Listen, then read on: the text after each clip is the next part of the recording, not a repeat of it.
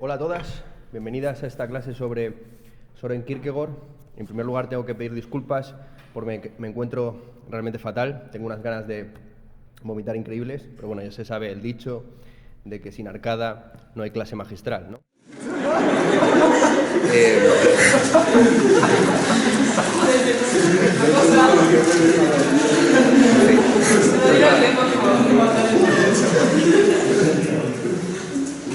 Hoy vamos a explicar a Søren Kierkegaard y también íbamos a explicar en principio a Vladimir Solovyov como ejemplo de filosofía teológica post-nietzscheana en Rusia, pero al final vamos a quedarnos simplemente con Kierkegaard y con una sorpresa con motivo de Halloween o el Día de los Difuntos.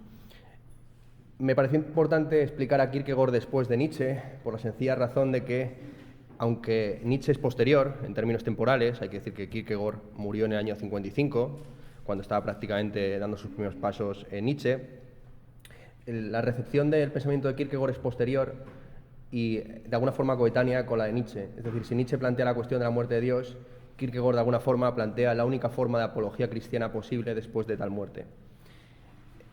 Es justamente en este periodo, finales del siglo XIX, cuando, tras la decadencia de la escolástica, dada la imposibilidad de las pruebas de la existencia de Dios y dada también la crisis institucional del cristianismo, tanto protestante como católico, aparecen este tipo de personajes como Kierkegaard o Solovyov, que ofrecen una concepción del cristianismo distinta. Es decir, la religión ya no como algo conciliable racionalmente con la filosofía, sino como una suerte de apuesta, así la definió Pascal, como un salto de fe, así la definió Jacobi, o como una respuesta a la angustia, así es como la definirá Kierkegaard.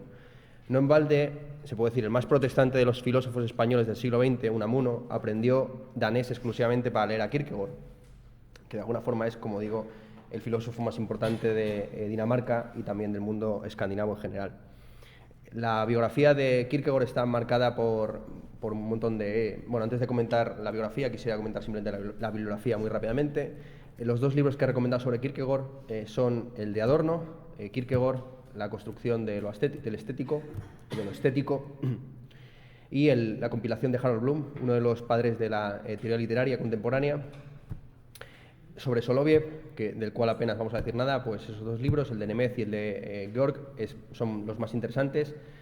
Como digo, yo no leo en ruso, o sea que por ese motivo recomiendo bibliografía en alemán o en inglés, aunque para el que conozca esa lengua pues puede abordarlo desde esa perspectiva. Y por último, bibliografía para sorpresa, aunque yo creo que ya las recomendaciones revelan cuál va a ser esa sorpresa, pues serían el libro de Omar Calabrese, La Edad Neobarroca, y el libro de Grafton Tanner, que es uno de los primeros textos que se han escrito sobre el Vaporwave. Bien, la biografía de Kierkegaard es muy parecida realmente a la de Nietzsche, en el sentido de que es otro filósofo profundamente atormentado por la condición de la existencia sin sentido de mediados del siglo XIX. Así, Kierkegaard intenta suicidarse en el año 36, después de darse cuenta del profundo cinismo que atravesaba su existencia, habiéndose criado en una familia en la que su padre estaba completamente paranoico, pensando que Dios le había maldecido, de tal forma que ninguno de sus 7 hijos pasaría de la edad de Jesucristo, 34 años. Y así fue con la mayor parte de sus hijos, tan solo 2 de 7 sobrevivieron más allá de esa fecha, y por ese motivo Kierkegaard, durante toda su primera etapa, se afanó en escribir la mayor parte de sus textos antes de esa fecha fatídica, el año 34, hasta que él cumplió 34 años. La influencia que ha tenido Kierkegaard en el cine danés y en general pues noruego, sueco, etcétera, escandinavo en general, no se puede minusvalorar, ¿no? Desde la palabra mítica, ordet, hasta pasando por la mayor parte de la obra de Lars von Trier, en fin. Como digo, más que incluso su obra, lo que ha influido es la forma en la que él se enfrentó a la crisis existencial de mediados del siglo XIX, primero con el intento del suicidio y posteriormente con la conversión a lo que él denominó ética de la tragedia o el sacrificio. En el año 36, después de un intento de suicidio fallido, como estemos diciendo, Kierkegaard asume que hay una serie de principios que hay que seguir, aunque él de alguna forma no los está siguiendo. En el año 38, justo después de la muerte de su padre, Kierkegaard experimenta una conversión religiosa que él llega a describir como una alegría indescriptible. aunque no será hasta el año 40 en que se licencie por teología y renuncia al compromiso matrimonial que tenía con Regina Olsen, después de un año de relaciones. En el año 48, Kierkegaard tiene una experiencia religiosa también crucial, en que relata en su diario, en la que llega a la conclusión de que tiene que abandonar el uso de máscaras y de seudónimos en su escritura. Hasta entonces, Kierkegaard había acuñado una serie de seudónimos para ir publicando textos de diverso tono y estilo, y no será hasta este periodo, hasta el año 48, en que tome la decisión de la necesidad de escribir de manera directa con su nombre propio. Va a seguir escribiendo con un seudónimo, el que muchos consideran que es el seudónimo que representa la visión cristiana de Kierkegaard, a saber, el Anticlimacus. Pero en la mayor parte de los textos posteriores, la enfermedad mortal, los discursos cristianos, los va a escribir con el nombre propio. Fallece en el año 55, con 42 años de edad, y el funeral está muy atropellado por una serie de sucesos. Si me vomito encima, que sepáis que no es parte del performance, sino completamente real, ¿vale? Porque estoy a punto de hacerlo. Quizás es por el propio traje, que, aunque como se revelará posteriormente, es parte de un disfraz, Lo que pasa es que está incompleto ahora mismo. Entonces yo creo que es el propio traje el que me está dando a mí las arcadas. Total, que Kierkegaard es un filósofo que se enfrentó a las tradiciones más asentadas en su país, Dinamarca, muy seriamente el hegelianismo, que está empezando a penetrar en la Iglesia popular danesa, a través de autores como Paul Martin Möller y Martensen. Martensen es, de hecho, el primero que, accediendo al obispado primado de Copenhague, intenta conciliar la teología protestante con el hegelianismo. El hermano de Kierkegaard, que sobrevive a la fecha fatídica de 34 años, Peter, se convierte también en obispo y sigue las líneas de este personaje, pero a diferencia de su hermano, Søren Kierkegaard va a enfrentarse de manera firme contra este autor, en la medida en que también había frustrado su proyecto de escribir un libro sobre tres figuras medievales, a saber, el Fausto, el Don Juan y el Asuero, la figura del judío errante. Martensen, como digo, frustrará este proyecto literario de Kierkegaard, el primero que él va a intentar, en la medida en que publica un libro sobre el Fausto que Kierkegaard considera tan definitivo que ya no tiene ningún sentido escribir su libro sobre esas tres figuras. Parte del material de ese proyecto de gran libro sobre el Don Juan y el Fausto y el Asuero se va a recopilar en O lo uno o lo otro, que es uno de los primeros textos más importantes de Kierkegaard. La figura que había introducido el hegelianismo en Dinamarca era Heiberg, contra el cual escribirá en parte Kierkegaard su primera obra importante, a saber, de los papeles de alguien que todavía vive, en el que intenta articular de una manera un poco cómica una estética heibergiana, que de alguna forma es simplemente una estética hegeliana más acentuada en las cuestiones religiosas. En esos papeles de alguien que todavía vive, Kierkegaard hace una crítica de uno de los novelistas más importantes del mundo danés de aquella época, a saber, Hans Christian Andersen, que había publicado un libro titulado El violinista. A juicio de Kierkegaard, Christian Andersen, o Andersen a secas, carecía de los dos atributos que debe tener un buen novelista, a saber, la capacidad de exposición y perspectiva acerca de la vida y la capacidad de desarrollar a los personajes como si estuvieran vivos. Aquí nos encontramos con una de las características que van a marcar la crítica o el pensamiento kierkegaardiano desde su origen, a saber, la crítica existencial, la idea de que se debe criticar a los autores no tanto por su falta de coherencia sistemática o filosófica, cuanto por la falta de concordancia entre lo que uno dice y lo que uno hace.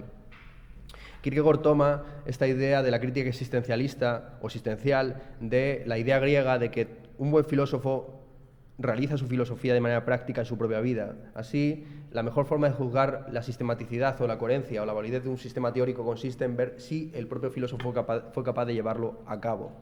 Como vemos, en realidad, en la filosofía moderna, la relación entre vida y teoría se desconecta y en el siglo XIX prácticamente se puede decir que se invierte, en el sentido de que la mayor parte de los filósofos hicieron lo opuesto de lo que pensaban y en la mayor parte de estos autores, principalmente estos dos que estamos explicando, ¿no? Nietzsche y Kierkegaard, la filosofía es como una suerte de compensación de una vida completamente castrada y traumática, por no decir fallida, ¿no?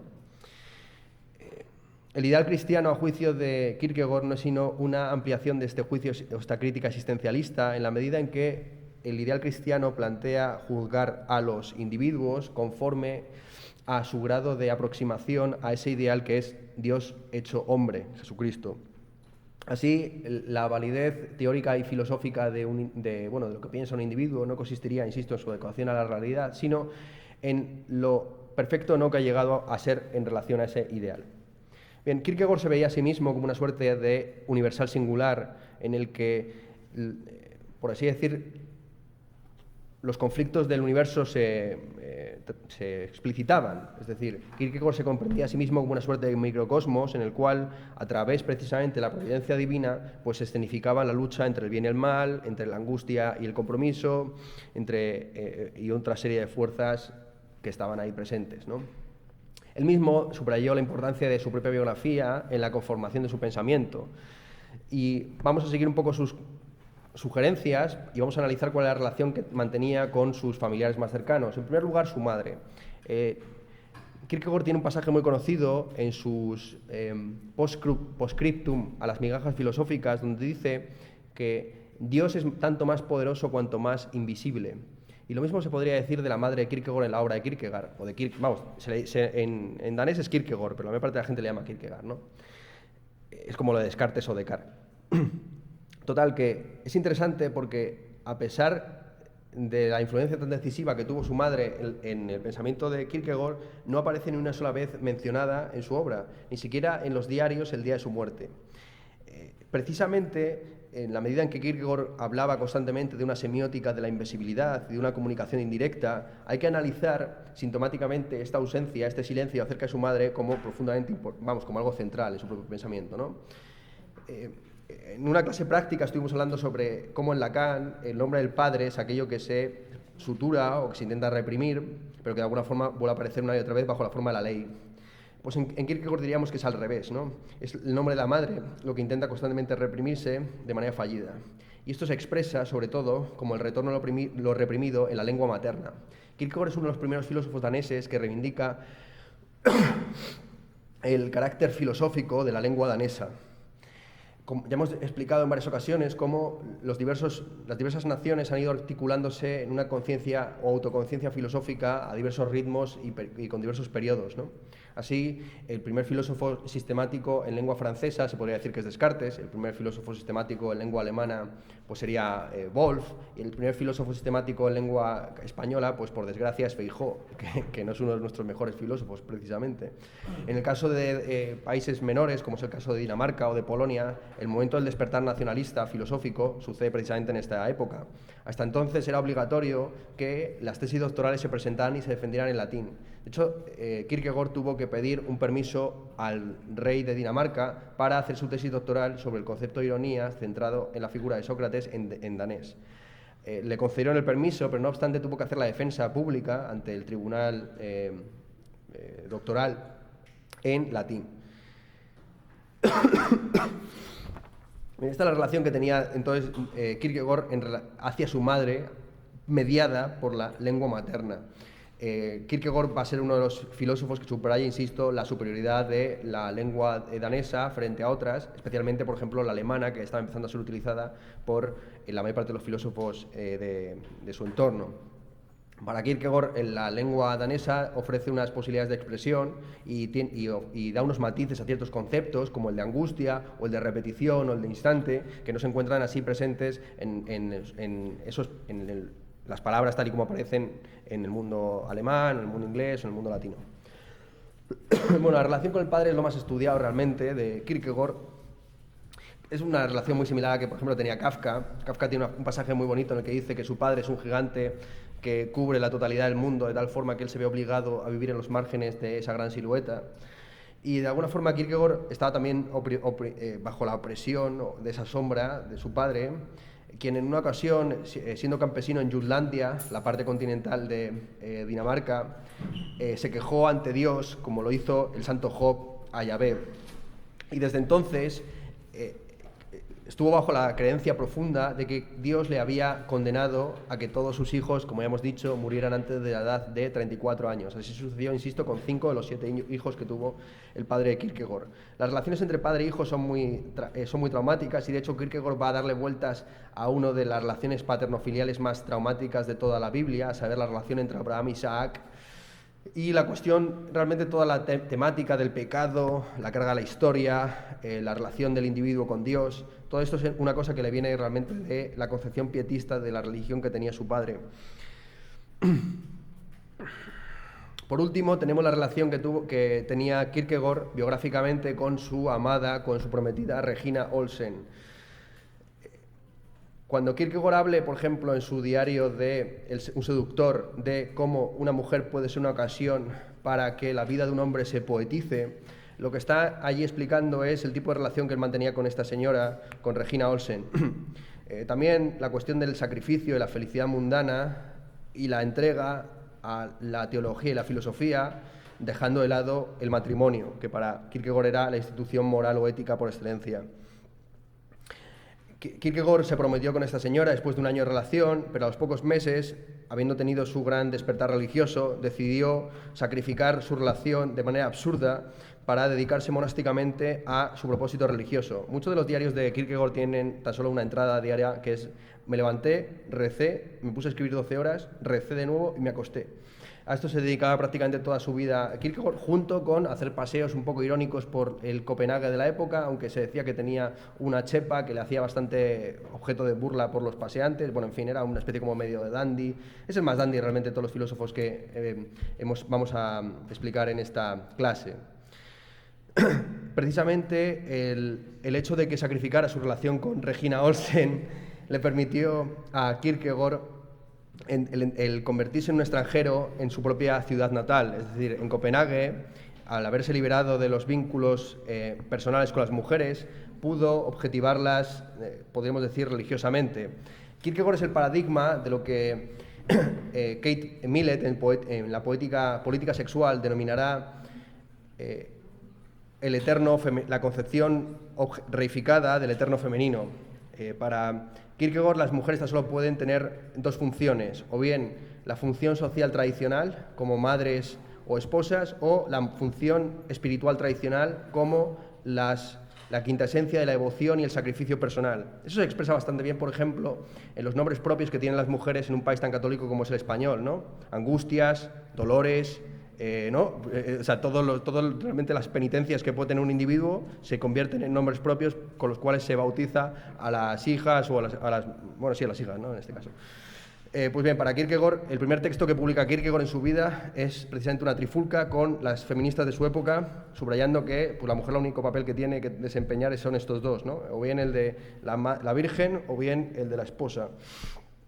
Como ya hemos sugerido en la clase sobre Nietzsche, en realidad tanto Nietzsche como Kierkegaard son dos autores muy apreciados por los adolescentes y posadolescentes de nuestro tiempo, porque de alguna forma son la expresión más aguda de la crisis de la masculinidad que viene arrastrándose desde mediados del siglo XIX.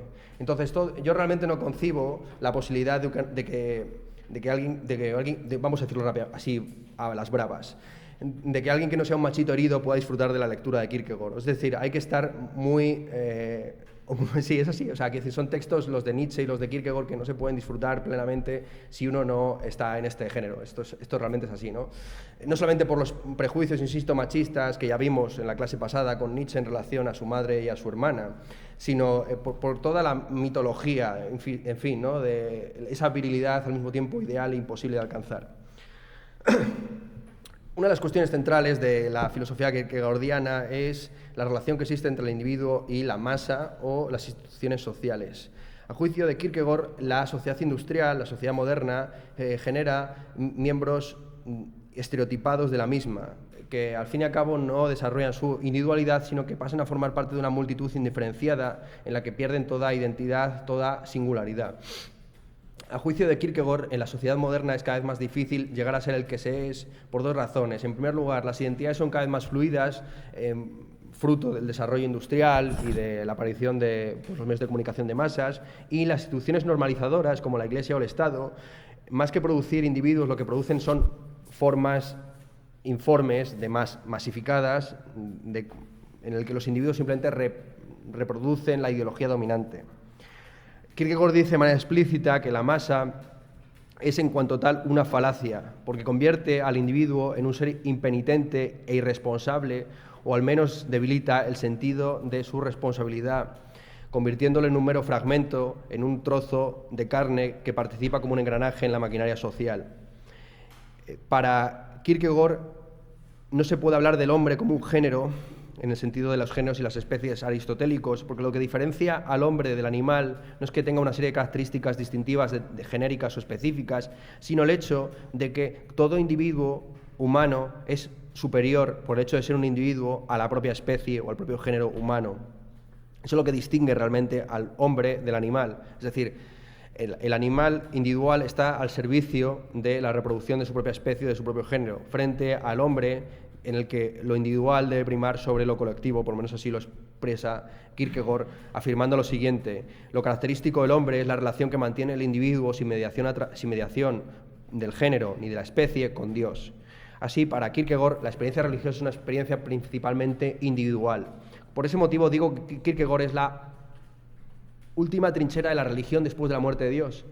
Es decir, la reducción de la religión básicamente una especie de apuesta absurda individual, y así es como de hecho se expresa la mayor parte de la gente que tiene una profunda convicción religiosa a día de hoy. Es decir, que no va simplemente a la iglesia pues como parte de una tradición en la que está el combo iglesia, putas y cocaína, ¿no?, como dice Ignatius Farray. Entonces, precisamente Kierkegaard ofrece una forma distinta de relación con la religión, que es una relación, vamos a llamarla así, existencialista. Para Kierkegaard era importante construir una nueva forma de retórica y de filosofía para invitar a los individuos a hacerse responsables de su propia existencia y de su propia vida. Él tan solo salió de Copenhague un par de veces y la mayor parte de esos viajes fueron precisamente a Berlín, que no está muy lejos realmente de Copenhague. Allí fue principalmente a estudiar la filosofía del idealismo alemán y estuvo entre los asistentes a la primera conferencia que dio Schelling en Berlín después de tomar posesión de la cátedra que había dejado libre Hegel en 1831. Ya hablamos en la clase sobre, no recuerdo quién, no sé si la de Marx o la de alguno, supongo que la de Schelling. Schelling regresa desde Múnich a Berlín para, en palabras textuales de Engels, matar o decapitar al dragón hegeliano. La monarquía prusiana entendió que Schelling, como filósofo más o menos próximo a las fuerzas conservadoras o reaccionarias, podía ser un freno ante la transformación del hegelianismo en una crítica de la religión y, sucesivamente, en una crítica de la política reaccionaria, así como de la economía capitalista. Schelling defraudó realmente a todo su auditorio, en el cual se encontraba, como ya hemos dicho, Kierkegaard, Engels, estaba también allí Kropotkin, había un montón de intelectuales, ya dijimos la lista de los que estaban allí presentes, ¿no? Pues bien, a Kierkegaard le sorprendió mucho la retórica schellingiana, porque era una retórica vacía, a su juicio, que se entretenía en un mero detalle o comentario de los mitos y que no profundizaba en lo que a juicio de Kierkegaard era lo central o el gran descubrimiento de la filosofía schellingiana. Es decir, que frente al panlogismo hegeliano se optaba por una filosofía positiva que no se ocupaba de las esencias, es decir, que no trataba de relaciones hipotéticas entre conceptos, sino que hablaba de la existencia misma, es decir, de cómo el individuo se relaciona con su propia vida. Pues bien, para Kierkegaard la realización de esa filosofía positiva va de la mano de la reapropiación y la responsabilización acerca de nuestras propias decisiones existenciales. Ahí el modelo de filósofo no será tanto Hegel o Schelling cuanto Sócrates. Para Kierkegaard, Sócrates es el paradigma del filósofo que convierte a la filosofía en una cuestión personal. De hecho, como ya hemos dicho, su tesis doctoral, la de Kierkegaard, fue sobre el concepto de ironía. Para Kierkegaard, la ironía socrática es el paradigma de una retórica que tiene como objetivo que los individuos se responsabilicen de sus propias afirmaciones teóricas. A través de la ironía, Sócrates desmantelaba lo que eran los prejuicios, es decir, las respuestas con las que respondían los individuos de manera automática a las preguntas que se le hacían. Una vez desmantelada, por medio de la ironía, las preguntas automáticas que un individuo ofrece de manera ideológica acerca de ciertas cuestiones, Sócrates obligaba a sus interlocutores, a juicio de Kierkegaard, a pensar por sí mismos. Pensar por uno mismo, a juicio de Kierkegaard, consiste no en crear nuevos conceptos, sino básicamente en asumir la responsabilidad individual acerca de lo que uno dice. Ser un individuo libre, en términos intelectuales, consiste principalmente en esto, en apropiarse y ser consciente de lo que uno está diciendo. Si la retórica socrática consistía principalmente en el derrumbe de la mitología y en darse cuenta de que uno no sabe nada, para Kierkegaard la retórica cristiana en la época del gran cinismo y de la hipocresía y de la sociedad de masas debe ser un arte de la sustracción. Es decir, para Kierkegaard la mayor parte de sus conciudadanos estaban lo que a día de hoy denominaríamos infoteminados o infotaminados, es decir, contaminados por exceso de información. El problema de la religión en el presente no es que los individuos sepan poco acerca de Dios, sino que saben demasiado y se entretienen en detalles, pues como que hay curas pederastas o que no sé qué papa es muy rico y opulento, cuando lo central de la religión no consiste en todos esos detalles más o menos nimios, sino una relación profunda de apuesta y de solución a la angustia de la existencia individual. Así, para Kierkegaard, la esencia de su arte retórico, insisto, consiste en quitar, en eliminar información, ruido que impide a los individuos apropiarse de su propia existencia. La crítica que hace Kierkegaard a Hegel es muy sencilla. Hegel es el paradigma del filósofo que pretende acceder a Dios por medio de la información o del conocimiento. Para Kierkegaard tal cosa es imposible porque Dios trasciende toda información y todo conocimiento. La idea de Hegel de deducir el mundo a partir de los conceptos básicos en la ciencia de la lógica no es sino una suerte de prometeísmo moderno, en la que se quiere construir una suerte de torre de Babel conceptual, una escala al paraíso, mediante la cual los seres humanos podrían subir al cielo por medio simplemente de los conceptos. La idea que ofrece Hegel de que la ciencia lógica sería la mente de Dios antes de la creación es, insisto, para Kierkegaard una suerte de herejía. Para Kierkegaard, y no porque esté pretendiendo acceder a Dios, porque de hecho para Kierkegaard todo individuo puede acceder a Dios sin necesidad de mediación de instituciones como son la moral o la Iglesia, sino precisamente por el hecho de que quiere mediar esa relación. Es decir, para Hegel no se puede acceder a lo absoluto sino a través de lo universal. Lo singular no puede entrar en contacto con lo absoluto sino a través de esas mediaciones que están explicadas en la ciencia lógica, en la fenomenología del espíritu. Hegel, de manera célebre, lo recordamos, en el prólogo de la fenomenología del espíritu, critica a Schelling por intentar ponerse en el absoluto de un pistoletazo.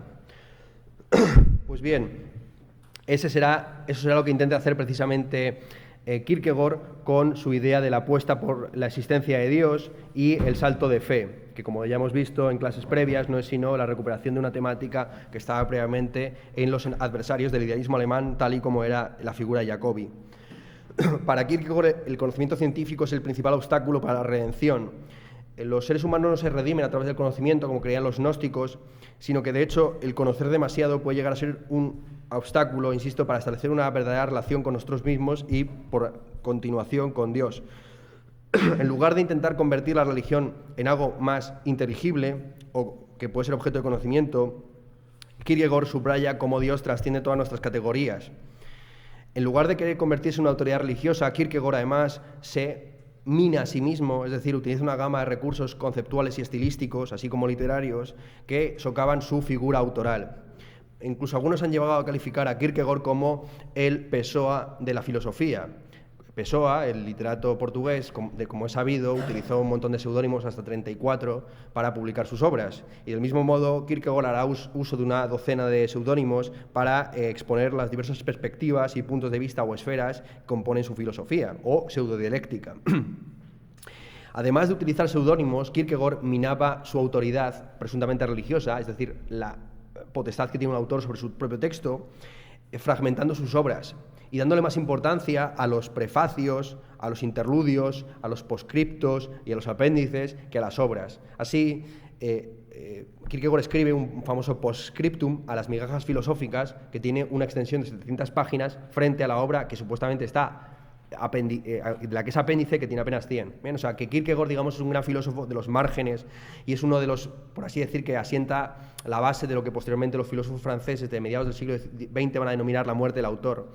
Mediante lo que él va a denominar una comunicación indirecta, Kierkegaard va a intentar comunicarse con sus interlocutores, o sea, con sus lectores, no transmitiéndoles lo que deben pensar, sino incitándoles a pensar de manera distinta. Para Kierkegaard, la fe cristiana no consiste básicamente en aprenderse una serie de dogmas de memoria, sino en renovar repetidamente la relación subjetiva apasionada que cada uno mantiene con un objeto que no se puede conocer, sino que en el que tan solo se puede creer. Esta creencia para Kierkegaard es una ofensa a la razón, ya que Dios es absurdo. La paradoja del cristianismo es que Dios, en tanto que eterno, infinito e inmortal, se encarnó y murió. La esencia de la creencia kierkegaardiana es la famosa sentencia de Tertuliano, el padre de la Iglesia latino, que dijo «credo quia absurdum», creo porque es absurdo. La esencia del cristianismo no consiste en su racionalidad o en su sistematicidad, sino en su carácter absurdo. Es precisamente verdadera por lo absurdo que es. Como digo, Kierkegaard va a ir publicando diversos puntos de vista acerca de la realidad y de su propia creencia religiosa bajo diversos seudónimos y también bajo diversos géneros y estilos. Y así hay que distinguir muy claramente entre la reseña, la deliberación y el discurso edificante. El objetivo de los tres géneros no es sino hacer que el lector tenga una relación apasionada, apropiada en relación al objeto del que se está discutiendo. Así, lo apropiado en una reseña es la objetividad, mientras que en la deliberación lo importante no es transmitir un conocimiento objetivo, sino provocar y hacer que las concepciones o suposiciones o prejuicios del lector se transmuten, se revuelvan. Por el contrario, en el discurso edificante ya se presupone que el lector está en el ámbito de la fe y lo único que se busca es edificar, hacer que se renueve el voto de fidelidad de ese individuo respecto a Dios. En todas estas obras nos encontramos con una particular dialéctica que Kierkegaard va a denominar como dialéctica invertida. A juicio de Kierkegaard, la relación que mantiene el cristianismo con la realidad es la de una doble visión o un doble pensar. Cuando Orwell hable del doble pensar en 1984, se va de manera implícita, sin citarle, se está refiriendo realmente a Kierkegaard. Para Kierkegaard, la esencia del cristianismo consistía en ver el mundo como un mundo invertido, de tal forma que lo que aparece mundanamente como una desesperación es en realidad la fuente de toda esperanza. Lo que aparece mundanamente como debilidad es en realidad fortaleza espiritual y la adversidad física o económica es en realidad prosperidad teológica. Aquí en realidad se podría decir que Kierkegaard tan solo está repitiendo los viejos mantras del espíritu compensatorio judeocristiano criticado por Nietzsche, ¿no? O sea, es decir, la creencia en Dios como una expresión de la debilidad y una búsqueda de una compensación sublimatoria de las deficiencias que tiene un individuo respecto a su propia vida. ¿Cuál es la diferencia específica que existe entre Dios y el hombre para Kierkegaard? Aquí hay una división de opiniones entre los intérpretes y realmente no queda muy claro en la obra de Kierkegaard cuál es la diferencia que existe entre Dios y el ser humano, porque alguno podría decir que esa concepción del Dios como algo absolutamente individual que ni siquiera se expresa institucionalmente, pues es simplemente una especie de creación de un super yo individual. Bien. La principal diferencia que puede existir entre Dios y el ser humano es muy sencilla. Para Kierkegaard lo que define al ser humano es el pecado, lo cual es evidentemente una exageración de las concepciones pues, pietistas o mortificantes del cristianismo, que van desde San Agustín en adelante. Pero lo que define a Dios, y esto es algo bastante peculiar de Kierkegaard, es la capacidad de perdón. Es precisamente la dialéctica entre el pecado y el perdón la que va a articular buena parte de su concepción de la religión por parte de Kierkegaard. El principal adversario de la redención es uno mismo. Y esa adversidad que uno mantiene consigo mismo se expresa bajo la forma de la desesperación. El desesperado es aquel que está tan convencido de su pecado o de su culpabilidad que no se cree digno de perdón. Esa desesperación se puede expresar de diversas maneras, incluida lo que llama Kierkegaard la desesperación demoníaca. El desesperado demoníaco es aquel que se cree que tan culpable que, no aceptando ningún tipo de perdón, se revuelve contra la propia idea del perdón y de la reconciliación con la figura de la divinidad. Frente a esa expresión demoníaca de la desesperación, Kierkegaard cree en una suerte de salida por medio de la alegría, que expresada por medio de la fe, en la que uno cree en la posibilidad del perdón a través de un renacimiento en el que uno se da cuenta de su validez eterna. Bien.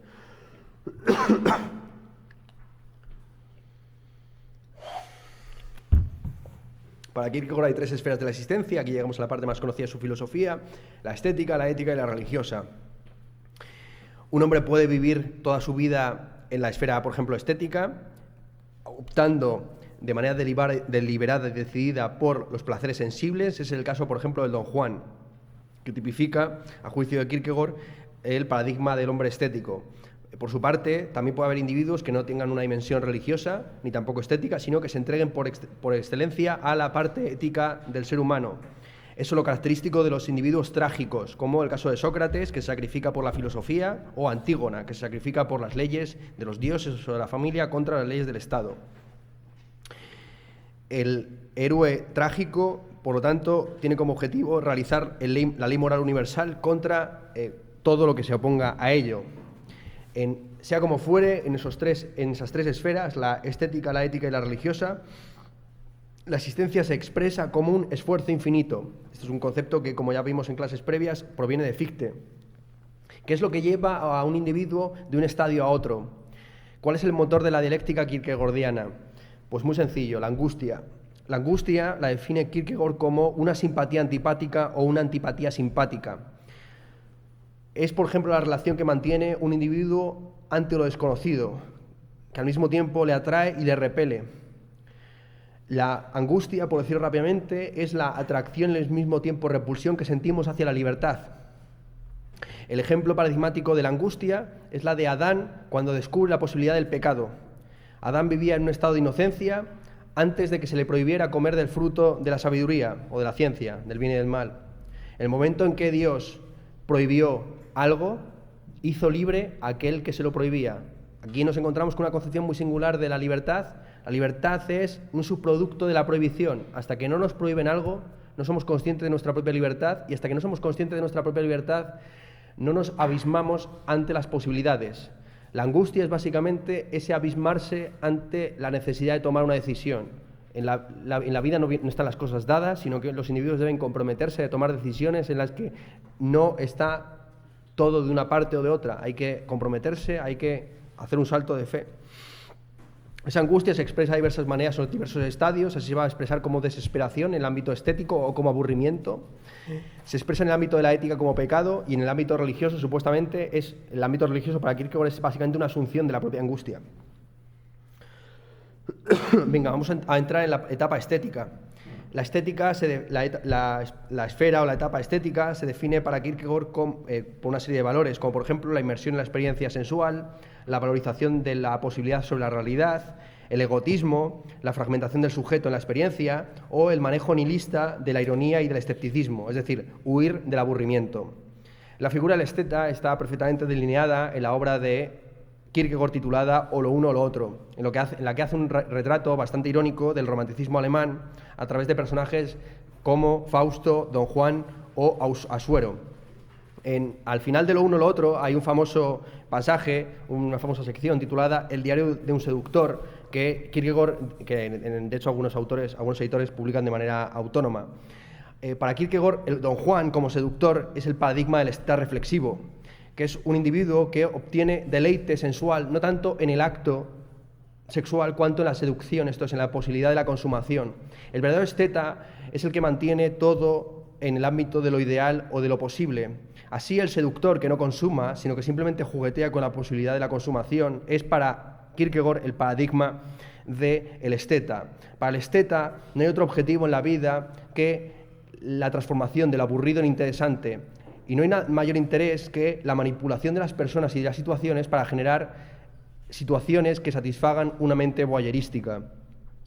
Este tipo de esteticismo puede ser criticado evidentemente desde un punto de vista ético. Desde un punto de vista ético, el Don Juan o los estetas, en general, pueden ser criticados porque son vacilantes, egoístas y escapistas, es decir, en última instancia están desesperados y se enfrentan a un aburrimiento existencial.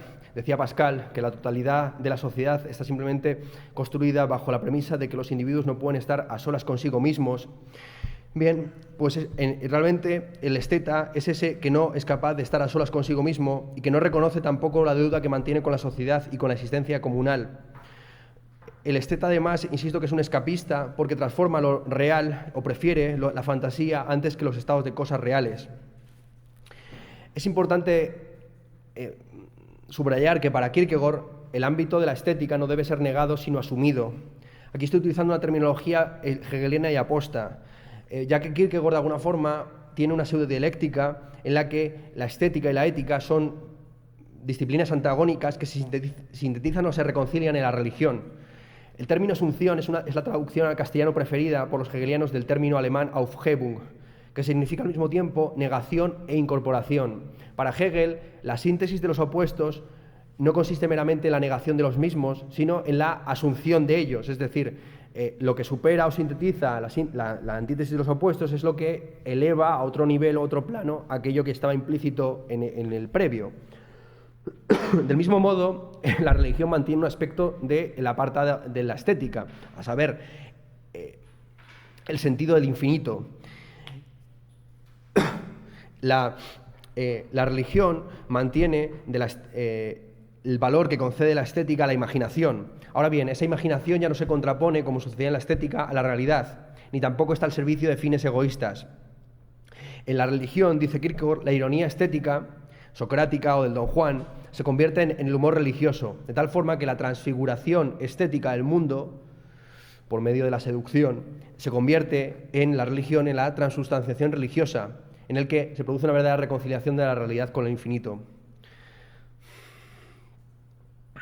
La religión también se puede analizar, a juicio de Kierkegaard, desde el punto de vista estético. Esa es la presentación que ofrece, por ejemplo, su seudónimo Johannes Climacus. Johannes Climacus ofrece una exposición estética de la religión, muy similar, por ejemplo, a la que hace Chateaubriand en su Genio del cristianismo. Desde el punto de vista estético, la religión puede comprenderse como algo bello en la medida en que la fe pues es algo que se articula institucionalmente, con un gran boato o con un gran ornamento que puede ser objeto de contemplación. Al fin y al cabo, la religión cristiana es una religión bella, así lo interpreta Chateaubriand y así también lo asume el ironista o el esteta kierkegaardiano. Ahora bien, el problema la falta de comprensión que tiene el esteta respecto a la religión es la siguiente. Para el esteta, la religión es una cuestión puramente ideal, en la medida en que el lenguaje está siempre separado de la realidad. El lenguaje es el reino del juego, el reino de la experiencia, el reino de la experimentación, el reino del ocio, frente a la realidad, que sería mediocre, aburrida, no interesante. Al separar de una manera tan firme lo ideal de lo real, el esteta de alguna forma no está comprendiendo la importancia que tiene la realización práctica de los ideales. Es decir, el esteta, que contempla como algo bello la religión desde un punto de vista externo, sin creer en ella, no se da cuenta de que la belleza de esa religión estriba en que hay gente que cree en ella. Es decir, la experiencia estética de la religión es una experiencia siempre vicaria, que presupone que si uno no cree en Dios, otro debe estar creyendo en Él. Es decir, la Eucaristía, como experiencia estética bella, no tiene sentido si no hay alguien que verdaderamente cree que ese pan es Cristo, o ese vino es la sangre del mismo. Yo aquí podría contar una anécdota. Cuando estuve haciendo una gira filosófica por México, que estuve por 11 ciudades del país durante un mes y medio, una de las cosas más entretenidas realmente cuando caía la tarde era meterse en una iglesia y escuchar una misa, en la medida en que había un fervor realmente allí increíble de gente que hacía peregrinaciones en rodillas de kilómetros y kilómetros para ver a la Virgen, etcétera, ¿no? Pero yo ahí me sentía un impostor por la sencilla razón de que el gusto que yo obtenía como esteta de lo que allí estaba sucediendo estribaba en que alguien creía en ello. Quiero decir que si no hubiera habido gente crédula que creía verdaderamente en Dios, todo ese escenario en la gente arrodillándose, tomando esos panes y ese vino, etcétera, no tendría ningún sentido. Aquí, por decirlo rápidamente, no se puede mantener respecto a la religión la misma posición que mantenía Bohr respecto del chamanismo de la magia. Bohr, hay una anécdota muy conocida, el famoso físico de mecánica cuántica, que puso en la puerta de su estudio o de su de su estudio, una herradura con los dos puntos hacia arriba. Evidentemente sus compañeros le dijeron, pero ¿cómo puede ser posible que un individuo tan racionalista, que ni siquiera cree en Dios como tú, caiga en este tipo de chamanismo ridículo, según el cual una herradura puesta hacia arriba es un signo de buena suerte? Y Bohr respondió, es que he oído que sigue dando buena suerte aunque no creas en ella, ¿no? Pues lo contrario sucede con la religión a juicio de Kierkegaard. Es decir, para Kierkegaard la belleza de la religión estriba en que, si no tú, todavía alguien cree en ello. ¿Bien? Y precisamente el momento en que ni siquiera tiene ya valor estético la religión es el momento en que nadie cree en ella. ¿Bien? Igual que sería ridículo pues ahora hacer una especie como de cultos dionisíacos o de Eleusis si nadie creyera verdaderamente en la existencia de un dios llamado Dionisos. Vale. Sea como fuere, Kierkegaard siempre se representó a sí mismo como un poeta religioso. Es decir, Kierkegaard no expulsa completamente a la poesía de su república religiosa, si queremos verla así, sino que siempre entendió que lo que él hacía a través de sus seudónimos era intentar comunicar la experiencia religiosa de manera indirecta.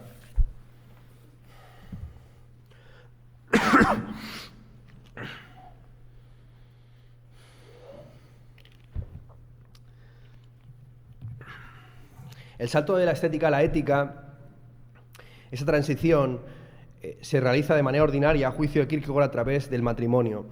Es a través del matrimonio como los individuos que hasta entonces habían llevado una vida sin compromiso, una vida básicamente estética, entran en una institución puramente ética como es la relación entre el marido y la esposa. Ahora bien, para Kierkegaard la expresión máxima del estadio o la esfera ética no es la de la relación entre el marido y la esposa, sino la del sacrificio del héroe trágico.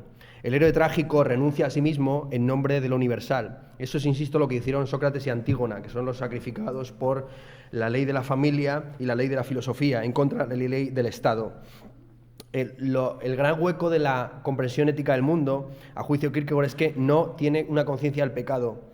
Es decir, para el hombre ético, aunque el hombre sea débil, todo obstáculo que se interponga en su camino puede ser superado a fuerza de voluntad, siempre que esa voluntad esté iluminada por ideas claras. Es decir, para el hombre ético no hay ningún desafío que el hombre no pueda superar por sus propias fuerzas. Así, la esfera ética tiende naturalmente al prometeísmo, es decir, a la revuelta desesperada del hombre contra Dios.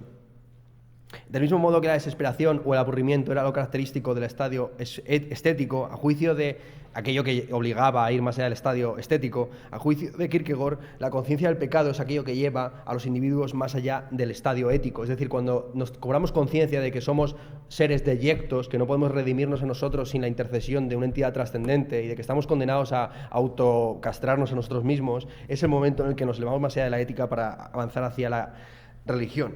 Cuando Kierkegaard habla de ética, se está en realidad refiriendo a lo que Hegel denominaba Sittlichkeit, la eticidad. La ética representa para Kierkegaard básicamente lo universal, es decir, las normas sociales prevalecientes en una determinada sociedad, que dan sentido o justifican la acción dentro de una comunidad política. Dentro de una comunidad política se puede justificar prácticamente todo, incluido el sacrificio humano. Así, por ejemplo, cuando Agamenón quiere sacrificar a Ifigenia, la está sacrificando desde un punto de vista ético, porque el objetivo en última instancia de ese sacrificio, para los que conozcáis la mitología clásica, es que las naves de los aqueos puedan partir a la guerra contra Troya. En última instancia, como es conocido, se ofrece una cierva, que es un animal de sustitución sacrificatoria. Bien, para Kierkegaard hay una diferencia completa y total entre ese tipo de sacrificio, el sacrificio ético, en el que la comunidad política exige el sacrificio del individuo en nombre de la comunidad, de Ifigenia, para que los aqueos puedan ir a Troya, y el sacrificio religioso por excelencia, que es el de Abraham e Isaac. Es decir, Abraham, cuando va al desierto y quiere degollar a su propio hijo, no lo hace en nombre de la comunidad, sino porque Dios de manera absurda se lo ha pedido. El sacrificio de Isaac a manos de Abraham, tematizado por Kierkegaard de manera muy bella en Temor y Temblor, es a juicio de, y que de alguna forma expresa la relación que mantenía él con su propio padre, es la expresión de lo religioso en la medida en que pone entre paréntesis lo ético. La ética se articula bajo los 10 mandamientos, entre los cuales se dice no matarás. Sin embargo, lo primero que pide Yahvé a uno de sus padres o profetas es mata a tu propio hijo. He aquí lo absurdo del salto teológico, de la suspensión teológica de lo ético. Muchos han interpretado los sacrificios, pues el de Ifigenia o el de Isaac, como una expresión de la evolución de la religión a finales del Neolítico. Es decir, hasta prácticamente bien entrado el Neolítico, lo que se sacrificaba eran seres humanos a dioses animales. Eso está expresado en muchos mitos, como por ejemplo el del Minotauro, donde los dioses siguen teniendo cabeza de animal, aunque tengan cuerpo de ser humano. Esto tronca muy bien con la concepción de la religión que nosotros hemos explicado en clases o que hemos sugerido en varias clases, la famosa categorización que ofrece Gustavo Bueno de religiones primarias, secundarias y terciarias. Aquí no vamos a entrar en ellas.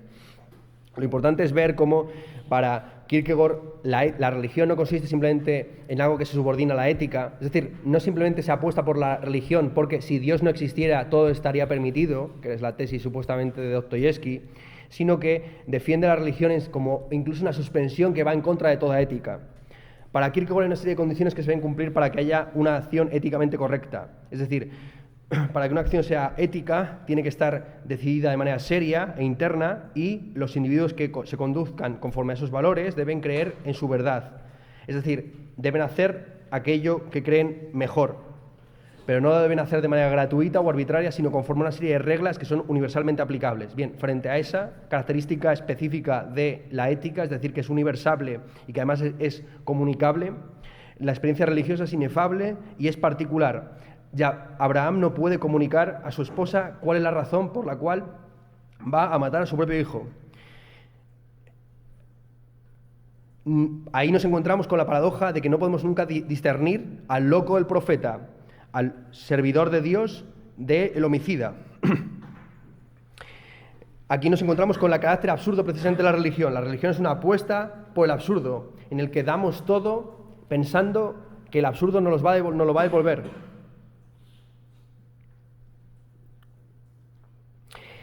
Esto Kierkegaard lo aplicó, por ejemplo, a su vida. Él pensaba que Regina Olsen iba a volver después de que él rompiera con ella. Así, Kierkegaard, de alguna forma, yo creo que es el paradigma de lo que podríamos denominar el calientabragas o el calientacoños, es decir, aquel que rompe o que destruye las relaciones o que tiene una concepción tóxica de las relaciones, típica de los adolescentes, por ejemplo, en el que pues precisamente se pasa de alguien para que ese vaya detrás tuyo. Pues bien, realmente en el Diario del Seductor está completamente articulada y expresada esa concepción de la sexualidad y de las relaciones de pareja. Esa es la que él, de hecho, ejercitó respecto de Regina Olsen. Es decir, él pretendía o creía que por medio del absurdo, el sacrificio de la relación que él mantenía con ella, se iba a restablecer. De alguna forma, yo creo que la lectura de ese Diario del Seductor, en el que se expresa, tematiza filosóficamente sobre expresiones como no eres tú, sino yo, hay que darnos tiempo, etc. Se ve claramente, ese es un texto de obligada lectura, por decirlo rápidamente. Bien. Una vez dicho esto, simplemente vamos a entrar ya en el ámbito religioso. Para Kierkegaard, lo único que permite discernir o diferenciar a un loco de un profeta, a un homicida de un hombre que es siervo de Dios, es precisamente la fe. Para cultivar la fe es importante, a juicio de Kierkegaard, tener un concepto de Dios preciso. Es decir, ser capaz de superar la ofensa a la razón que plantea la encarnación de Dios en Cristo y ser capaz de tener una tolerancia acerca de la paradoja. La existencia del cristiano no es una existencia reconciliada o amable, sino que el cristiano está constantemente en una zozobra, atravesado por impulsos demoníacos y con la tentación permanente de caer en la conformidad respecto de las costumbres sociales. Frente a esa conformidad respecto de las costumbres sociales o las instituciones, el cristiano debe comportarse siempre, dice Kierkegaard, como un cordero en medio de lobos, siendo consciente de la infidelidad de sus compatriotas o de sus conciudadanos y alejándose por igual de la prudencia y de la vanidad. Necesitamos cultivar, para ser verdaderamente, estar a la altura de la apuesta religiosa, debemos cultivar valores o virtudes como la esperanza, la paciencia, la devoción y sobre todo, a juicio de Kierkegaard, el amor, pero el amor principalmente por la paradoja, siendo perfectamente conscientes del autoengaño o de los impulsos demoníacos que yacen en nosotros mismos. Bien. Para Kierkegaard, la mayor parte de las instituciones religiosas han caído en el prometeísmo, es decir, intentan elevar al hombre a la categoría de Dios en lugar de permanecer en la paradoja que supone la encarnación de Dios en el hombre. Frente al hombre-Dios del prometeísmo, Kierkegaard apuesta por el Dios-hombre del cristianismo. Cristo es la paradoja por excelencia de la filosofía moderna. Para los judíos es un escándalo y para los griegos es una locura. Así, la fe en Cristo debe ser, a juicio de Kierkegaard, debe estar a la altura de ese riesgo, de ese salto, de esa paradoja. Aquí Kierkegaard, más allá de su concepción teológica, ofrece una concepción de la verdad muy singular y que va a influir de manera decisiva en el existencialismo del siglo XX. Para Kierkegaard, la verdad la define literalmente como lo siguiente: la verdad es una incertidumbre objetiva ligada a un proceso de apropiación de la interioridad más apasionada. La verdad, sigo leyendo, es precisamente el riesgo que elige una incertidumbre objetiva con la pasión del infinito. Contemplo el orden de la naturaleza con la esperanza de encontrar a Dios y veo omnipotencia y sabiduría, pero también veo lo que confunde mi espíritu y provoca ansiedad. La suma es una incertidumbre objetiva, pero por esta misma razón, la interiorización llega a ser tan intensa porque abraza esta incertidumbre objetiva con la pasión total del infinito. Aquí vemos como Kierkegaard ofrece una salida a la inconsistencia que vimos en la clase pasada en Nietzsche. Para Nietzsche la verdad es al mismo tiempo algo práctico y algo heroico.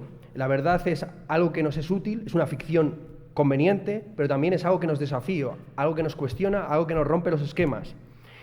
Esto es precisamente lo que es para Kierkegaard la verdad con mayúscula, la verdad a la que se debe ser fiel. Es al mismo tiempo una reconciliación, algo que nos es útil, que nos ofrece una salida a la angustia, pero también es algo que nos destruye, que obliga a la superación de la ética y que obliga a la suspensión de los valores morales.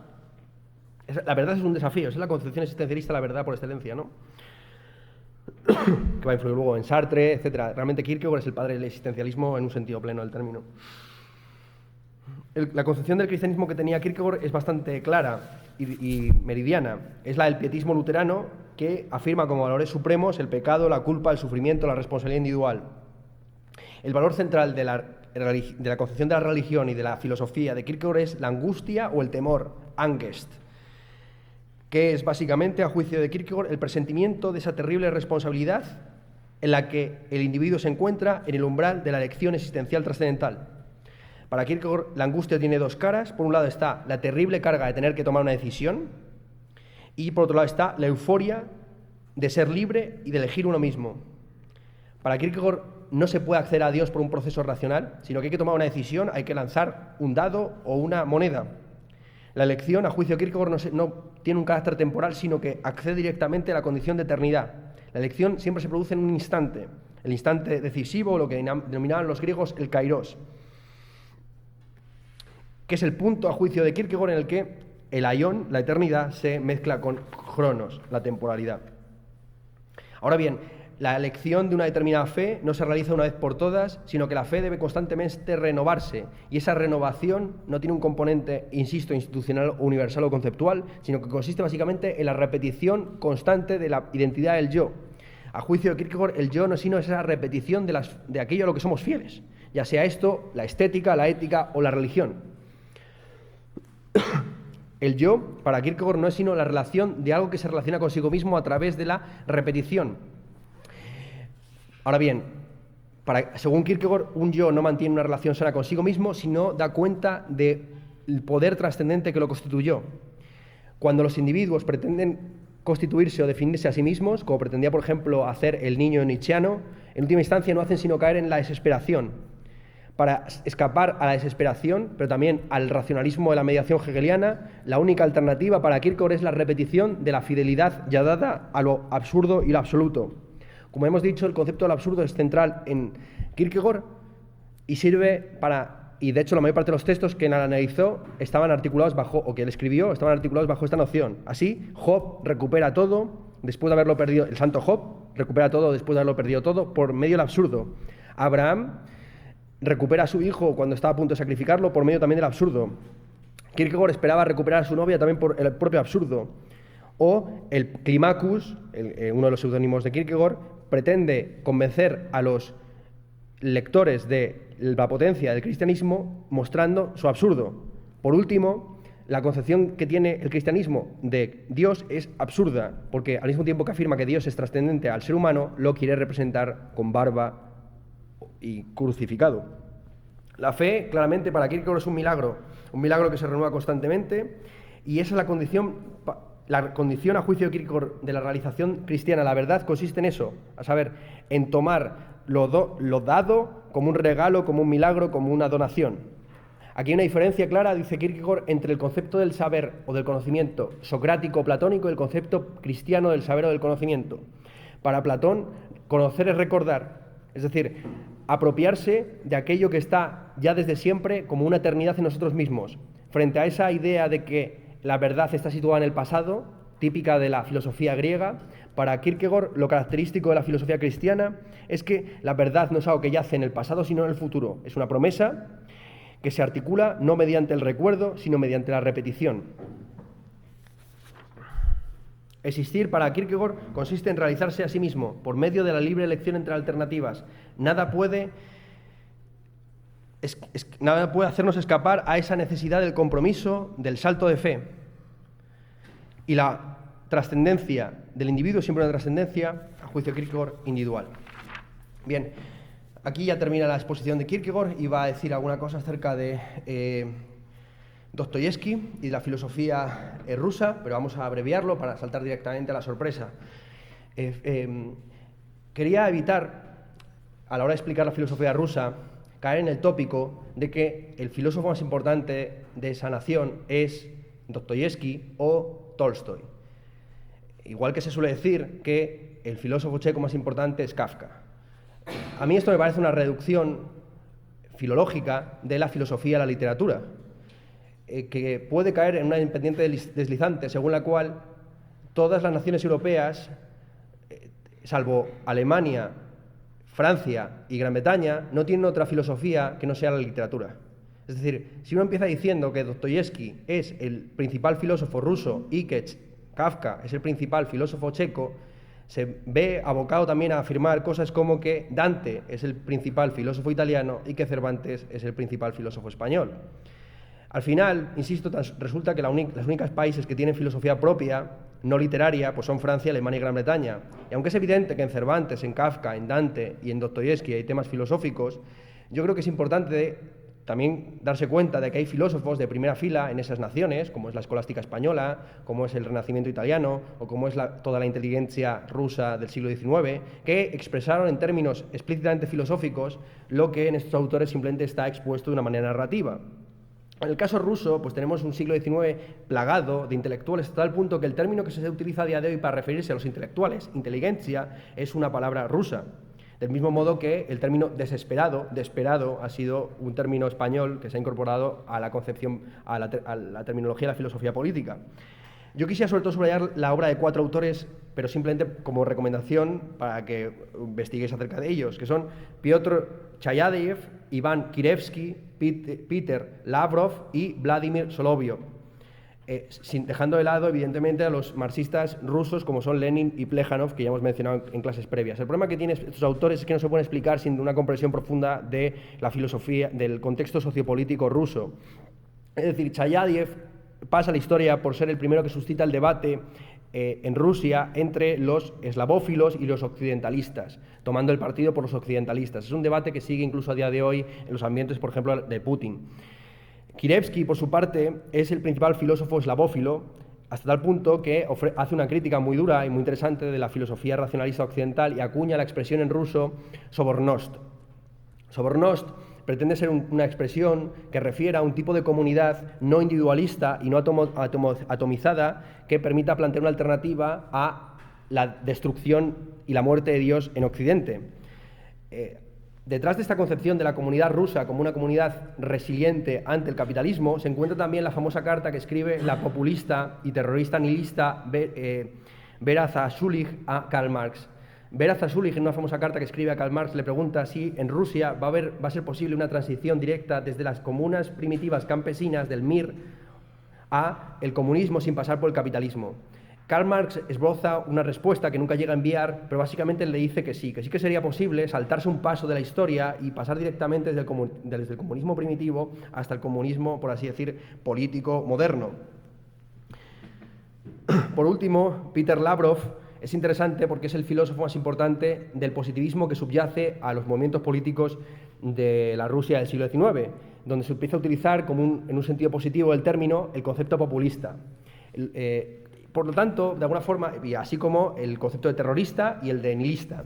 Entonces, la Rusia de finales del siglo XIX, principalmente bajo el gobierno del zar Alejandro II, es un laboratorio de pruebas político que nos permite comprender no solamente la evolución de ese país, sino también el contexto político actual. En la medida en que el conflicto entre populistas, eslavófilos o nacionalistas, soberanistas, a día de hoy es muy característico de nuestros tiempos.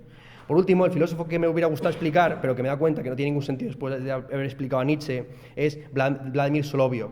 No tiene ningún sentido porque en realidad Vladimir Solovyov es un autor ya caduco dentro del propio contexto intelectual ruso. Lo único que hace Solovyov es articular sistemáticamente la concepción teológica de la filosofía ortodoxa rusa.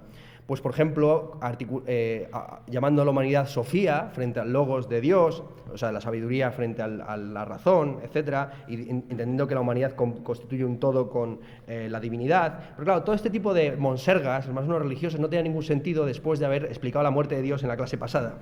Así que quisiera simplemente hacer unos pequeños apuntes acerca de Dostoyevsky. O sea, al final voy a caer en el puto tópico de que Dostoyevsky es el filósofo más importante de Rusia, dado que Dostoyevsky plantea la cuestión que es una respuesta directa a Nietzsche, de qué pasa después de la muerte de Dios.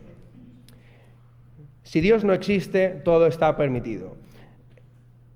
La Vox Populi suele decir que esta es una expresión que se encuentra en Los hermanos Karamazov de Dostoyevsky. Para cualquiera que haya leído la novela sabe que eso no está en ninguno de las páginas de ese libro. Es más, Dostoyevsky se puede decir que dice lo opuesto. Es decir, el momento en el que todo está permitido no es cuando Dios no existe o cuando Dios ha muerto, sino al revés. Si Dios existe, todo está verdaderamente permitido, en el sentido de que Dios es el garante de la libertad y por tanto de la decisión y de la posibilidad del pecado, como ya hemos visto en Kierkegaard, y también en el sentido de que la religión se ha convertido en una excusa por parte de una serie de ateos para realizar proyectos totalitarios de opresión de la libertad humana. Esto es lo que Dostoyevsky expresa bajo la famosa metáfora del Gran Inquisidor. En un momento de Los hermanos Karamazov, Dostoyevsky introduce un pequeño relato en el que se cuenta cómo Cristo regresa en mitad del siglo XVII español y aparece en Sevilla. Y en el momento en que se revela como Dios encarnado en su segunda venida, el inquisidor supremo de la Inquisición española, en lugar de humillarse ante él, le hace apresar y le dice que qué coño hace ahí, que nunca se le esperaba, que no se le esperaba, que hace ahí, que va a ser ejecutado igual que otro hereje cualquiera. Porque la Iglesia Católica no tiene como objetivo la realización apocalíptica de la promesa de los últimos días, etcétera, sino la constitución de una institución totalitaria que oprima las libertades individuales. Es decir, el propio inquisidor, el gran inquisidor, le dice a Cristo que las masas no están dispuestas ni listas para escuchar su verdadero mensaje, y que a lo que se ha entregado la Iglesia Católica, esa es la descripción que ofrece Dostoyevsky y la Iglesia Católica desde el punto de vista ruso, la Iglesia Católica asume las 3 tentaciones del demonio a Cristo en el desierto. Es decir, la Iglesia Católica pretende alienar la libertad en nombre del poder y de la riqueza. Bien, ese es el objetivo a juicio de Dostoyevsky, que quiere maximizar la Iglesia Católica, y a su juicio el ateísmo socialista no es sino una laicización de la Iglesia Católica. Aquí Dostoyevsky está sentando las bases de buena parte de la crítica contemporánea al socialismo. Se encuentra, por ejemplo, en Antonio Escotado, ¿no? En sus 3 volúmenes de los enemigos de comercio, donde se muestra la relación que existe de continuidad entre los movimientos apocalípticos y los movimientos socialistas. Lo vimos también en Saint-Simon. Para Saint-Simon, el socialismo era una suerte de nuevo catolicismo. Y aquí en Kierkegaard tiene un elemento crítico. Es decir, evidentemente el socialismo es un nuevo catolicismo, pero el catolicismo ya era ateo en sí mismo, porque en el caso de que Cristo se volviera a presentar a día de hoy en Roma, sería apresado y juzgado como hereje. Bien, vamos entonces a la sorpresa. Yo soy consciente de que la mayor parte de las cosas que explico en clase no se interesan un carajo. Es decir, ¿a quién le importa lo que pensaron una serie de varones blancos muertos hace 100, 200 años? Así que hoy, a modo de regalo, voy a intentar explicar algo que esté más relacionado con vosotros.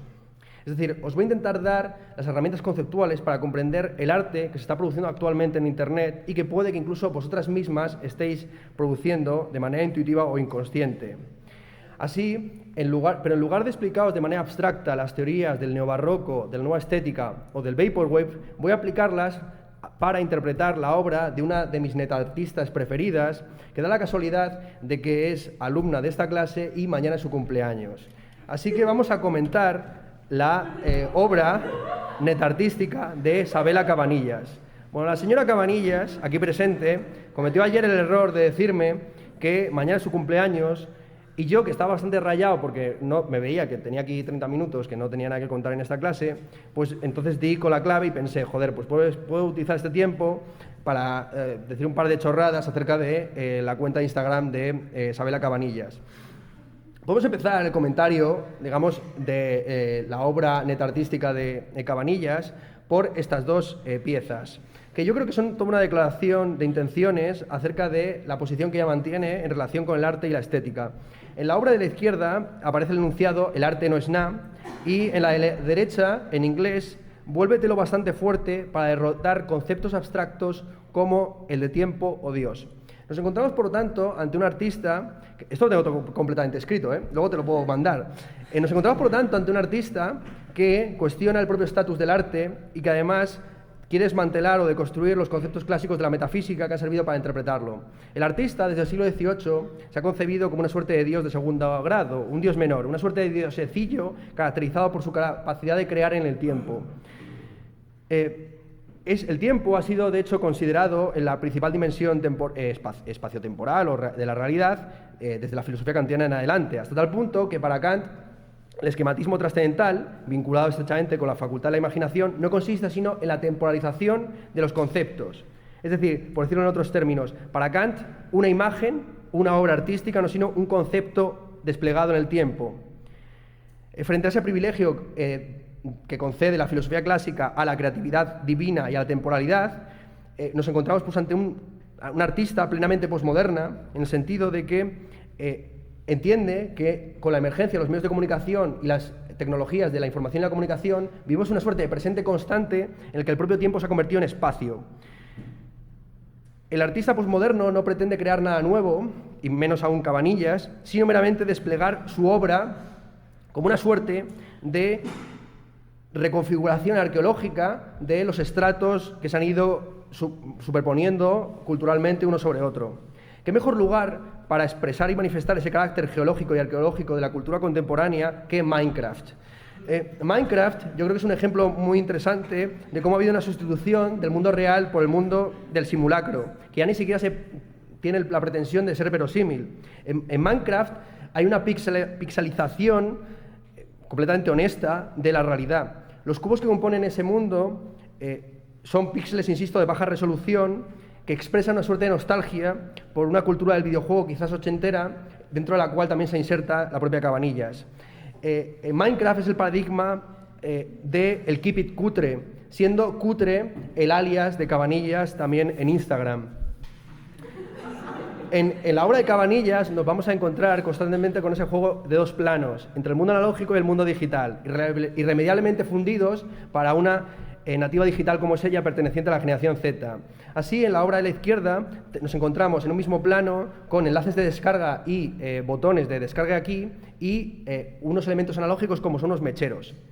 Aquí Cabanillas de alguna forma está haciendo una referencia a la tradición ya caduca de agitar un mechero en el aire cuando en un concierto el grupo de turno toca una canción pues, especialmente romántica. Esta es una tradición que está perdida porque ahora todo el mundo lo que hace es agitar básicamente la linterna de los móviles. Así Cabanillas está recuperando una tecnología obsoleta como es la del mechero encendido como símbolo del amor. Ay, espera, voy a tomar agua.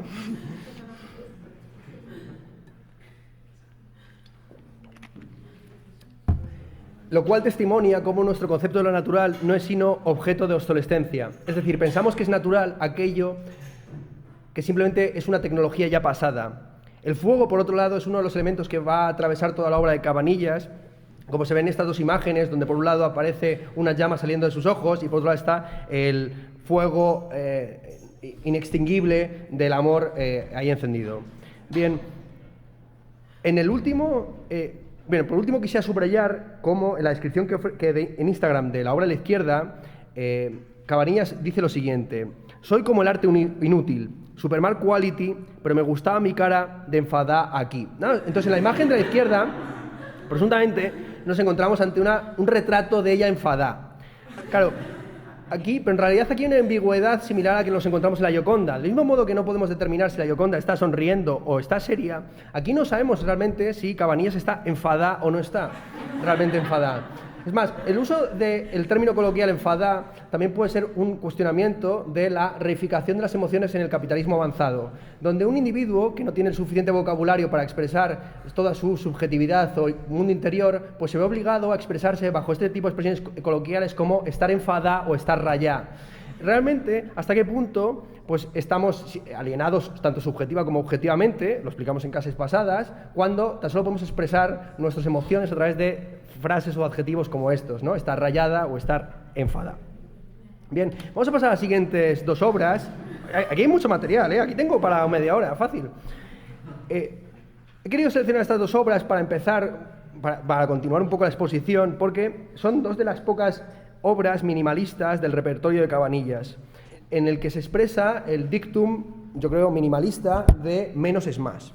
En vez de buscar saturar la imagen y hacer una suerte de horror vacui, como vamos a ver en obras posteriores, aquí nos encontramos con dos memes puros y duros. ¿Qué es exactamente un meme? El concepto de meme fue acuñado por Richard Dawkins, uno de los sociobiólogos más importantes de la segunda mitad del siglo XX, para referirse a las unidades mínimas de transmisión cultural.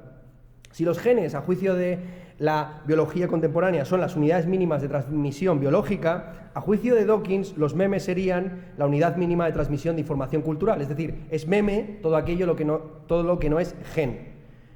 Así, para los sociobiólogos, todas las culturas se construyen por medio de memes. Una receta de cocina sería un meme, un cuadro sería un meme, un truco de skate sería un meme. Todo lo que no está heredado genéticamente es un meme. Así, como es evidente, para los constructivistas culturales más avanzados, pues todo es un meme, porque no existe la naturaleza y los seres humanos están determinados, ni siquiera están condicionados por su genética.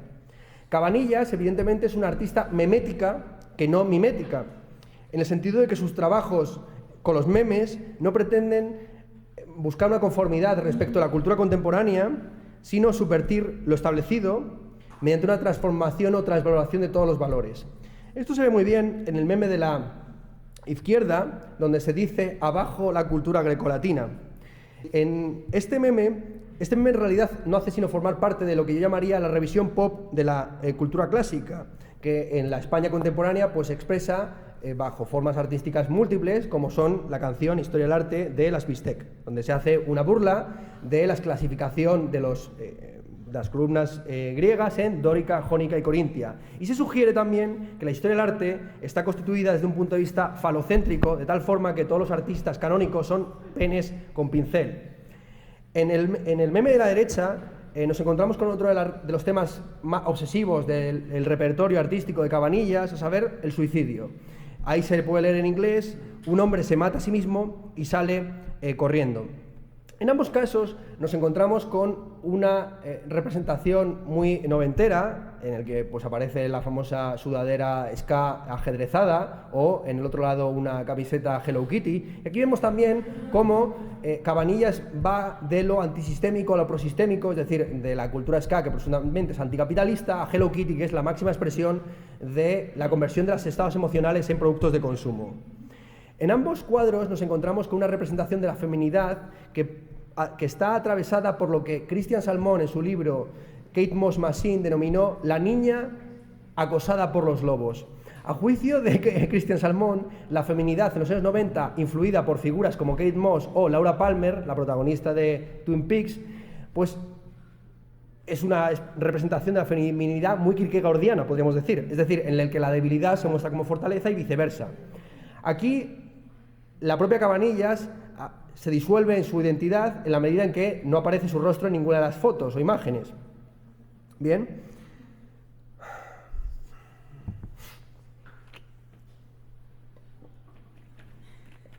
Esto está estrechamente vinculado con lo que hemos dicho previamente, a saber cómo en el capitalismo contemporáneo los individuos se convierten productos de consumo perfectamente sustituibles los unos por los otros, igual que serían unas zapatillas Vans, ¿no?, que son repetibles entre sí. Por otro lado, no quisiera dejar de lado la importancia que tienen las vallas, que de alguna forma también pueden ser una cita a Ciudadano Kane, la famosa escena inicial en la que, bueno, de manera célebre, se hace un retrato de cómo la infancia, como una existencia auténtica, es irrecuperable. Bueno, hablando de disoluciones, yo creo que la obra maestra realmente del repertorio de Cabanillas es esta. Aquí las dos obras claves para interpretar esta imagen son, por un lado, La sociedad del espectáculo de Guy Debord y, por otro lado, La era neobarroca de Omar Calabrese.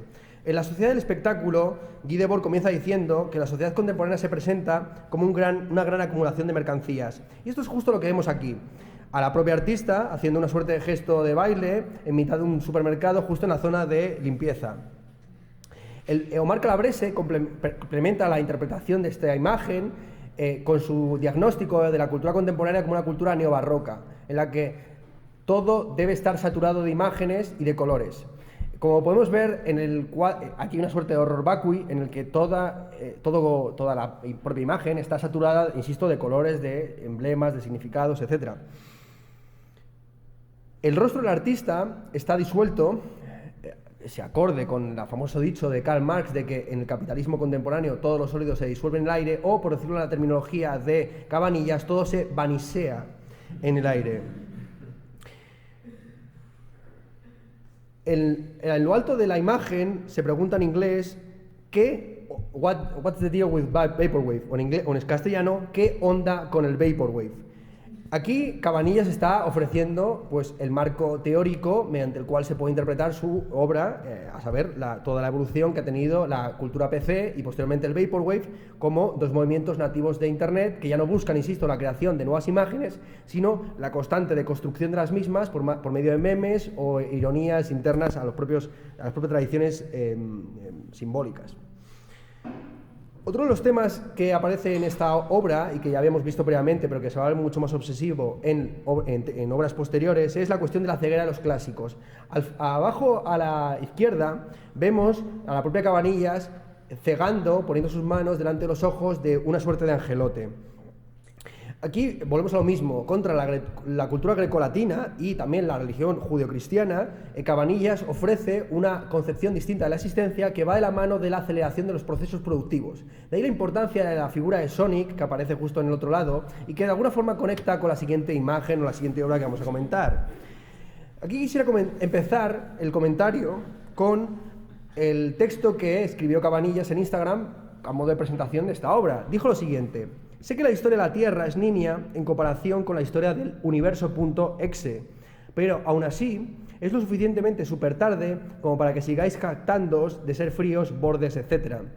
Aquí Cabanillas está básicamente articulando teóricamente lo que podríamos denominar la nueva economía de los afectos en Internet. Es decir, en Internet hay una clara diferenciación de las redes sociales según el tipo de emociones o sensaciones a las que den rienda suelta. Así, Instagram es una suerte de trinchera política, mientras que Instagram sería una suerte de comunidad cálida en la que no se permite otra cosa que no sea, pues eso, la calidez. La frialdad, la bordura, la jactancia incluso, pues sería algo que iría en contra de lo que Cabanillas denomina el universo.exe. Bueno, en esta obra, como se ve, gira en torno a la figura de Sonic, como una suerte de gran emblema del aceleracionismo contemporáneo. Ya hablamos del aceleracionismo en la clase práctica sobre Deleuze. Si recordáis, en la clase sobre Deleuze comentamos cómo para Deleuze la destrucción del capitalismo va de la mano de la aceleración de los procesos productivos por medio de la intensificación de las dinámicas desterritorializadoras. Pues en esta obra, de alguna forma, se quiere expresar lo mismo. Se vuelve otra vez a la cuestión de la propia artista como un objeto de consumo, en la medida en que ella aparece dentro de un carrito de la compra, de nuevo también reificada y con el término speed, pero que incluso podemos decir que es una speed spleen, es una especie de spleen espídico en el que la aceleración de los procesos productivos va de la mano también de una cierta nostalgia acerca de un pasado que nunca vivimos. En los comentarios a esta imagen, Cabanillas puntualiza que lo siguiente: toda foto lleva algo de mensaje político. Y aquí quizás habría que recuperar el famoso dicho de Jean-Luc Godard, quien dijo que la política de las imágenes no consiste en que las imágenes sean justas respecto a la realidad, sino que sean justo una imagen. Vamos a entrar, por lo tanto, en el repertorio político de Cabanillas. esencialmente vinculado con lo que Iván de la Nuez, en su libro El Comunista Manifiesto, denomina la ostalogía, es decir, la nostalgia del comunismo soviético, del socialismo realmente existente. Estamos asistiendo a un momento muy peculiar del capitalismo contemporáneo, en el que la historia se repite, como dijo Marx, primero como tragedia y después como farsa. Elon Musk se presenta a sí mismo como uno de los empresarios más importantes del mundo contemporáneo porque pretende hacer en 5 años lo que hicieron los comunistas hace 60, es decir, mandar a una persona al espacio exterior. Lo característico de nuestra época es cómo no existen utopías o alternativas. Dice Frederick Jameson que es más fácil pensar el fin del mundo que el fin del capitalismo. De alguna forma, Cabanillas, como artista propia, característica o específica de la generación Z, está expresando también esta nostalgia por un mundo que ya nunca vivió, que ni siquiera llegó a ver en su más tierna infancia, saber del comunismo que ya cayó en el año 91. Por un lado se habla de abolir la propiedad privada y por otro lado aparece ella con una sudadera de la Unión Soviética junto a Lenin con el lema «Ahógame, camarada». La categoría, yo creo, las dos categorías estéticas que habría que aplicar a este tipo de obra de arte política son las de kitsch y camp. La diferencia entre lo kitsch y lo camp es muy sencilla. El camp es autoconsciente de la ironía que contiene, frente al kitsch, que hace el ridículo sin saberlo. Por decir rápidamente, la diferencia entre el kitsch y el camp es la diferencia que existe entre Rosalía y el Niño Elche. El Niño Elche hace flamenco presuntamente ortodoxo, pero lo hace siendo consciente de la ironía que supone ser flamenco en el siglo XXI, frente a Rosalía, que realmente cree que está rompiendo los esquemas musicales del flamenco por ir vestida en chándal. Pues bien, aquí Cabanillas claramente está mostrando una autoconciencia camp de lo paradójico que supone ser comunista y tener un iPhone, o la marca de teléfono que tenga, con la que se está haciendo ese selfie, de nuevo apareciendo completamente desfigurada, sin rostro, sin identidad, en el contexto de la mercantilización de toda la existencia a día de hoy. El lema «Ahógame, camarada» es, a mi juicio, una reflexión muy interesante acerca de la revolución. O sea, en qué medida la revolución tiene un impulso al mismo tiempo machista y sadomasoquista. Es decir, no solamente que la revolución se coma a sus propios hijos, sino que la revolución es la expresión del deseo que tienen las masas de ser oprimidas por los propios líderes supremos. Al mismo tiempo que Cabanillas está cuestionando pues, la figura del líder supremo como una figura viril que conduce a las masas como si fueran su concubina, etcétera, etcétera. Para ir terminando, quisiera pasar de la crítica política a la crítica religiosa. Aquí nos encontramos con dos imágenes en las que Cabanillas pues, revisa todo el imaginario de la Virgen. En la escena de la derecha lo que tenemos es una obra construida en torno a la Virgen de la Caridad del Cobre, que es una Virgen cubana, ¿no? Precisamente, el lema que aparece en lo alto de esa imagen es «Madre de la Caridad que vas por los mares tormentosos». Os voy a contar muy rápidamente la leyenda de esa Virgen. Se cuenta que en una ocasión, hacia el año 1801, 3 tipos llamados Juan estaban en una bahía de Cuba en busca de sal para hacer la salación de la carne que habían sacrificado en un matadero próximo. En mitad de la recolecta de la sal se levantó una gran tormenta en el mar y los 3 Juanes se pusieron a rezar a la Virgen local, momento en que se interrumpió la tormenta y apareció una imagen que parecía la de una niña en mitad de las aguas. En realidad esa imagen era la de la Virgen que tenía como emblema el «Soy la Virgen de la Caridad» o «Soy la Virgen de las Aguas». Lo interesante de esta Virgen es que, como todas las vírgenes latinoamericanas, está estrechamente vinculada con la emancipación de las colonias. En el caso de Cuba, la aparición de la Virgen de la Caridad del Cobre se produjo en la vecindad de un famoso edicto que proclamó el rey Carlos IV, en el que liberó a los esclavos cubanos en las minas del cobre de la ciudad llamada El Cobre. Así, de alguna forma, Cabanillas, y voy cerrando ya, acude a esta imagen como una forma de subversión de la dinámica totalitaria de la Iglesia, en la medida en que plantea hasta qué punto la virginidad de la propia Virgen no es sino un ideal irrealizable.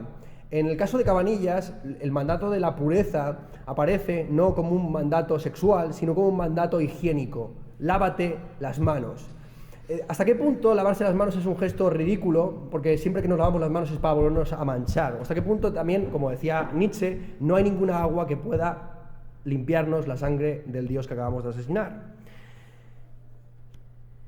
Bien, cerramos ya, es que tengo aquí muchas imágenes, cerramos ya con un comentario muy rápido acerca de la importancia que tiene para Cabanillas la problematización del cuerpo y de la corporalidad. Aquí tenemos dos obras en las que de nuevo, dentro del paradigma neobarroco y vaporwave, se revisa la propia corporalidad del ser humano, pues cuestionando la organización interna del cuerpo, ¿no? En la imagen de la derecha tenemos una disección, la disección de un ojo, y en la de la izquierda la de un corazón.